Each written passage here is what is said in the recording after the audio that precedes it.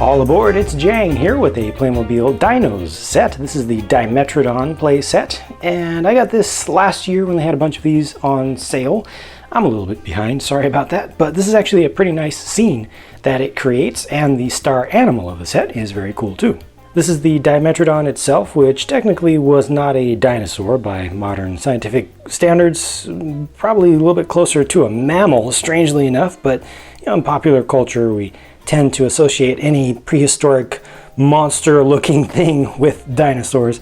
This is really, really nicely painted up with a lot of different textures that are painted into it with the larger scales, these smaller markings, and then the sails have several colors in them. This is a rubbery piece, so it's kind of flexible. It's not going to break off easily, and it doesn't have a lot that it can do as far as making things move. You can open and close the jaw a bit, and that's pretty good shaping there, and then just the front legs are able to rotate forward and back like this.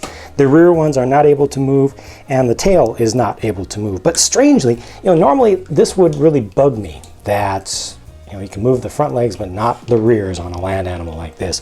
But I think it actually has a pretty good stance like that. I mean, that's a pretty believable looking stance, but then when you move just one of these legs, it immediately, to me, looks like it's moving.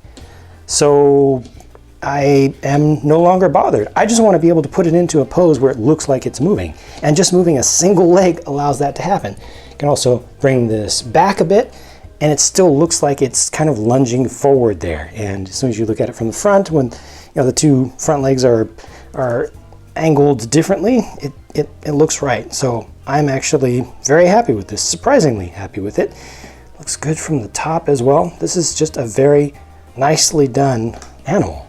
There are a few other animals in here as well, with the scorpion. The snake has nice banding on it with two colors.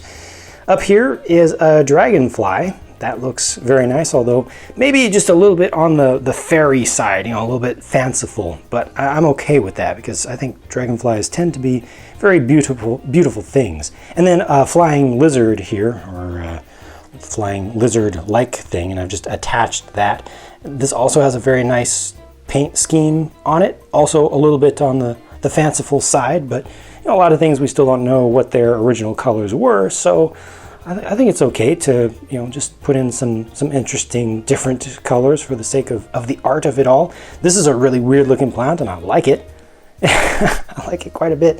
A little bit of different foliage down here at the base. You've got this coming out, and then you've got something floating over in the water. The water is inserted nicely into this base, and the tree trunk is interesting because it has a small branch that's still living off to the side here with a weird colored little clump of leaves there. But this is something that I personally have not encountered before. It's a hinge at the base of the trunk. So this is actually attached in a way where you can stand it up. Sorry about that, Mr. Dragonfly, but you can stand this up like this. So that's an alternate way to set this up, but you can also bring it down. I think it looks better down like this. It's something that you don't see quite as often in toys, a downed log that's that realistic.